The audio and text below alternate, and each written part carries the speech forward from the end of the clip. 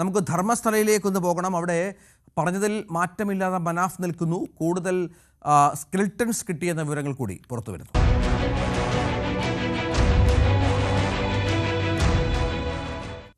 ധർമ്മസ്ഥലയിൽ നിന്ന് 5 അസ്ഥികൂടങ്ങൾ കൂടി ഒരു തലയോട്ടി കുട്ടിയുടേതാണ് സംശയം. ബംഗ്ലേഗുഡയിൽ SIT നടത്തിയ പരിശോധനയിൽ മന്ത്രവാദത്തിന് ഉപയോഗിക്കുന്നുവെന്ന് സംശയിക്കുന്ന വസ്തുക്കളും കണ്ടെത്തി. KV ബൈജു ചേരുകയാണ്. ബൈജു, ഇതുമായി ബന്ധപ്പെട്ട് ഒരുപാട് പ്രചരണങ്ങളുണ്ട്. SITയുടെയൊക്കെ വലിയ തോതിലുള്ള അന്വേഷണ വഴികളുണ്ട്. പക്ഷെ അപ്പോഴും കൂടുതൽ തെളിവുകൾ കിട്ടുന്ന പശ്ചാത്തലം എങ്ങനെ കാണണം? അത് SITയുടെ അന്വേഷണത്തിൽ പ്രധാനമാകുന്നുണ്ടോ? ബംഗളഗുഡയിൽ SITയുടെ നേതൃത്വത്തിൽ നടത്തിയ തെരച്ചിലാണ് 5 മൃതദേഹാവശങ്ങൾ കൂടി ലഭിച്ചത്. ഇതിൽ ഒരു തലയോട്ടി ചെറുതാണ്, അതുകൊണ്ട് തന്നെ ഇതൊരു കുട്ടിയുടേതാണെന്ന് SIT സംശയിക്കുന്നുണ്ട്. എന്തായാലും ഇത് സംബന്ധിച്ച് ഫോറൻസിക് പരിശോധനയ്ക്ക് ഇതെല്ലാം ഇപ്പോൾ ലഭിച്ചിരിക്കുന്ന 5 മൃതദേഹങ്ങൾ കൂടി അയച്ചിട്ടുണ്ട്.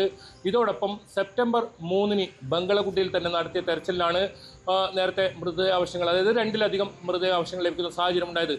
എന്തായാലും ഈ മേഖല കേന്ദ്രീകരിച്ച് കൂടുതൽ മൃതദേഹാവശങ്ങൾ ഉണ്ട് എന്ന് തന്നെയാണ് ഇപ്പോൾ മനസ്സിലാക്കാൻ സാധിക്കുന്നത്. ഏതായാലും വിട്ടല ഗൗഡ എന്ന് പറയുന്ന ഈ സൗജന്യയുടെ അമ്മാവൻ കാട്ടിക്കൊടുത്ത സ്ഥലമാണ് ഈ ഒരു ഇത് ബംഗളഗുഡ. ഇവിടെ കൂടുതൽ മൃതദേഹാവശങ്ങൾ ഉണ്ട് എന്ന് ഇദ്ദേഹം നേരത്തെ തന്നെ വ്യക്തമാക്കിയിരുന്നു. ഇതിൻ്റെ അടിസ്ഥാനത്തിലാണ് ഇവിടെ പരിശോധന നടത്തിയത്. മാത്രമല്ല, ഈ ശുചീകരണ തൊഴിലാളിയായ ചിന്നയ്യ ഇപ്പോൾ ജുഡീഷ്യൽ കസ്റ്റഡിയിലാണ്. ഇയാൾ തെളിവിനായി ഹാജരാക്കിയ തലയോട്ടി വിട്ടൽ ഗൗഡ ഇതേ ബംഗളഗുഡയിൽ നിന്നും എടുത്ത് ഈ ശുചീകരണ തൊഴിലാളിക്ക് നൽകിയത് എന്നും SIT അന്വേഷണത്തിൽ കണ്ടെത്തിയിരുന്നു. ഇതേ തുടർന്നാണ് വിട്ടല ഗൗഡിയുമായി ഈ ഒരു പ്രദേശത്ത് ബംഗളഗുഡയിൽ എത്തുകയും ഇവിടെ പരിശോധന നടത്തുകയും ഇത്തരത്തിൽ കൂടുതൽ മൃതദേഹാവശങ്ങൾ ലഭിക്കുന്ന സാഹചര്യം ഉണ്ടായത്. അതോടൊപ്പം മന്ത്രവാദം ചെയ്തു എന്ന് സംശയിക്കപ്പെടുന്ന ചില വസ്തുക്കളും ഇവിടെ നിന്ന് ലഭിച്ചിട്ടുണ്ട്. അതും SIT പരിശോധിക്കുന്നുണ്ട്. പാത്രങ്ങൾ ഉൾപ്പെടെയുള്ളവയാണ് ഇവിടെ നിന്നും കണ്ടെത്തിയത്. അതായത് നേത്രാമതി പുഴയോട് ചേർന്ന് കിടക്കുന്ന സംസ്ഥാന പാതയോട് ചേർന്ന് കിടക്കുന്ന ഒരു പ്രദേശമാണ് ഈ ബംഗളഗുഡ. നേരത്തെ തന്നെ വാർത്തകളിൽ ഇടം പിടിച്ച ഒരു സ്ഥലമാണ്. കാരണം ഇതിന് ചുറ്റുമുള്ള സ്ഥലങ്ങളാണ് ഈ 1 മുതൽ 13 വരെ മാർക്ക് ചെയ്തിട്ടുള്ള പ്രദേശം.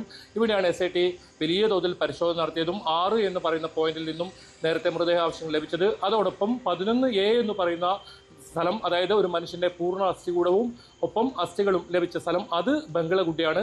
ഈ ബംഗളഗുഡയ്ക്ക് അകത്തു നിന്നാണ് ഇത്തരത്തിൽ മൃതദേഹാവശങ്ങൾ നേരത്തെ ലഭിച്ചിരുന്നത്. അതായത് കാത്തിരുന്ന് കാണണം ഈ തെളിവുകൾ എങ്ങനെ SITയുടെ അന്വേഷണത്തെ സഹായിക്കുമെന്ന കാര്യത്തിൽ. അതേസമയം ഈ ധർമ്മസ്ഥലയിൽ കൂട്ടക്കൊല നടന്നു എന്നതിൽ ഉറച്ചു നിൽക്കുന്നുവെന്നാണ് മനാഫിന്റെ പ്രതികരണം. SITക്ക് തെളിവുകൾ കൈമാറിയിട്ടുണ്ട്. നിയമപോരാട്ടം തുടരുമെന്നും മനാഫ് വ്യക്തമാക്കി.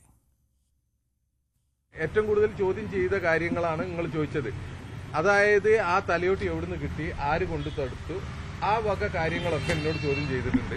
ഞാൻ അതിന് കൃത്യമായിട്ടുള്ള തെളിവ് കൊടുത്തിട്ടുണ്ട്. അവർക്ക് തെളിവ് എൻ്റെ കയ്യിൽ മാത്രമേ ഉള്ളായിരുന്നു. അത് ഞാൻ കൃത്യമായി കൊടുത്തു. അത് അവർക്കൊരു വലിയൊരു കിട്ടലാണ്, ഒരു അന്വേഷണത്തിന് വലിയ വൈത്തിരിവാണ്.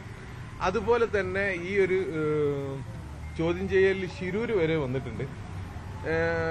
ചോദ്യം ചെയ്യലിൽ ശിരൂരിൽ അപകടം ഉണ്ടാക്കിയ ഞാനാണെന്ന് പോലും ആ തരത്തിൽ വരെ ചോദ്യം ചെയ്യലുകൾ ഉണ്ടായിട്ടുണ്ട്. അത് ചോദ്യം ചെയ്യലിന്റെ ഭാഗമായിട്ട് ഞാൻ അതിനെ കാണുന്നുള്ളൂ. സുജാത ഭട്ട് പറയുന്ന കാര്യങ്ങളിൽ അന്നേ എന്റെ ചാനലിൽ പോയി കണ്ടാൽ മനസ്സിലാവും. പല സമയത്തും പല രീതിയിലുള്ള സംസാരമാണ്. അത് അവരുടെ പ്രായവും അവരുടെ മാനസികാവസ്ഥയും മോശമാണ്, മനസ്സിലാക്കണം. അപ്പം എന്താ പറഞ്ഞു കഴിഞ്ഞാൽ പെട്ടെന്ന് ഒരാൾ വന്നിട്ട് നമ്മളെ ഒരു പോരാട്ടത്തിന്റെ ഇടയിൽ എനിക്ക് ഒരു നീതി മേടിച്ചു കൊണ്ടുപോകാന്ന് പറഞ്ഞിട്ട് വരുമ്പോൾ സ്വാഭാവികമായിട്ടും എല്ലാവരും എന്ത് ചെയ്യും എന്ന് പറഞ്ഞു കഴിഞ്ഞാൽ അത് പരിഗണിക്കും. അത്രേ ചെയ്തിട്ടുള്ളൂ.